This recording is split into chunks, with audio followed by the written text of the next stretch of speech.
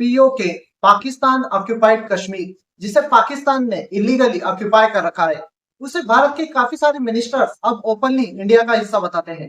पाक अधिकृत जम्मू कश्मीर के लोग ही चाहते हैं कि हम भारत का हिस्सा बने। Indian Army will carry out any order which is being given by the government of India. Bharat की संसद में पीओके को लेकर एक सर्वसम्मत प्रस्ताव पारित है कि वह भारत का ही हिस्सा था, है और आगे भी हम मानते रहेंगे। और पार्लियामेंट में भी पीओके को भारत में शामिल करने के लिए 3 बार रेजोल्यूशन पास हो चुके हैं। और इसमें सबसे इंटरेस्टिंग चीज ये है कि पीओके की आवाम भी अब पाकिस्तान से अलग होकर भारत में शामिल होना चाहती है।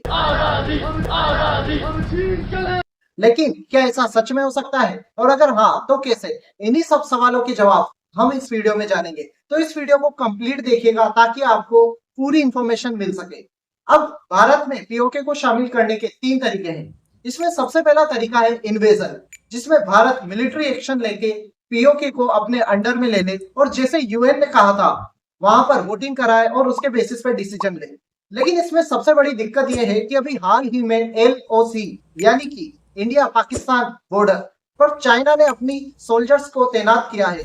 और ऐसा इसलिए क्योंकि जितना डर पाकिस्तान को अपनी टेरिटरी खोने का है, उससे काफी ज्यादा डर चाइना को अपने इन्वेस्टमेंट को खोने का है। चाइना ने अकेले चाइना पाकिस्तान इकोनॉमिक कॉरिडोर पे $65 बिलियन का इन्वेस्टमेंट किया है और उसका एक बड़ा हिस्सा पाकिस्तान ऑक्यूपाइड कश्मीर से होकर गुजरता है।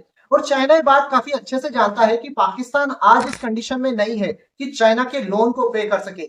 और ऐसे में अगर भारत ने पीओके को अपने अंडर में ले लिया तो चाइना का पूरा इन्वेस्टमेंट वेस्ट हो जाएगा। और ऐसे में चाइना अपने इन्वेस्टमेंट को बचाने के लिए और पाकिस्तान अपनी टेरिटरी को प्रोटेक्ट करने के लिए दोनों मिलकर भारत के खिलाफ एक 2 फ्रंट वॉर लॉन्च कर सकते हैं, जिसमें भारत को काफी ज्यादा लॉसेस फेस करने पड़ सकते हैं। और इसलिए ये ऑप्शन भी फीजिबल नहीं है। लेकिन एक दूसरा ऑप्शन है और वो है पाकिस्तान के साथ एक पीस एग्रीमेंट साइन करके पीओके को लेना।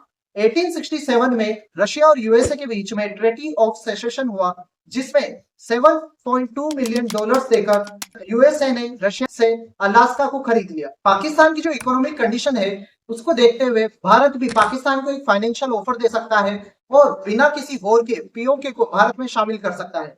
लेकिन इसमें भी एक बहुत बड़ी दिक्कत है और वो ये कि करंट गवर्नमेंट ने रिपीटेडली पीओके को भारत का एक इंटीग्रल पार्ट बताया है। और अगर ऐसा कोई पीस एग्रीमेंट भारत पाकिस्तान के साथ साइन करता है तो उसमें अपोजिशन और लोगों के द्वारा क्वेश्चन ये उठाया जाएगा कि क्या करंट गवर्नमेंट झूठ बोल रही थी, क्या कोई अपनी ही चीज को पैसे देकर खरीदता है? और ऐसे में ये ऑप्शन भी फीजिबल नहीं रह जाता है। और इसके बाद में एक तीसरा तरीका है और वो है यूएन इंटरवेंशन।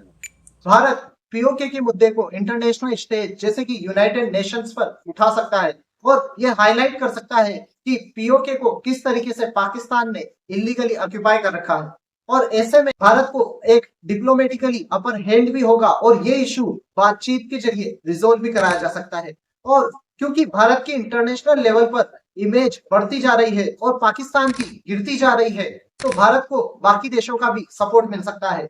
और ऐसे में मेरा पर्सनल सजेशन ये है कि भारत को एक व्हाइट पेपर रिलीज करना चाहिए, यानी कि एक ऐसा ऑफिशियल डॉक्यूमेंट जिसमें भारत ओपनली ये हाईलाइट करे कि पीओके में क्या ग्राउंड पे सिचुएशन है, किस तरीके से पाकिस्तान ऑक्यूपाइड कश्मीर का एक्सप्लॉयटेशन कर रखा है और किस तरीके से पाकिस्तान ने ये एरिया इलीगली ऑक्यूपाई कर रखा है। और ऐसे में पाकिस्तान पर इंटरनेशनल स्टेज पे प्रेशर होगा कि वो इस एरिया को फ्री कर दे और वहां पर इंडिपेंडेंट वोटिंग हो सके, ताकि पीओके की आवाम जो भारत में मिलना चाहती है वो भारत में मिल सके। अगर आपका पीओके को भारत में मिलाने के लिए कोई सजेशन है तो हमें कमेंट सेक्शन में जरूर बताइए। इस सब से हम सबकी नॉलेज काफी हद तक इंप्रूव होगी।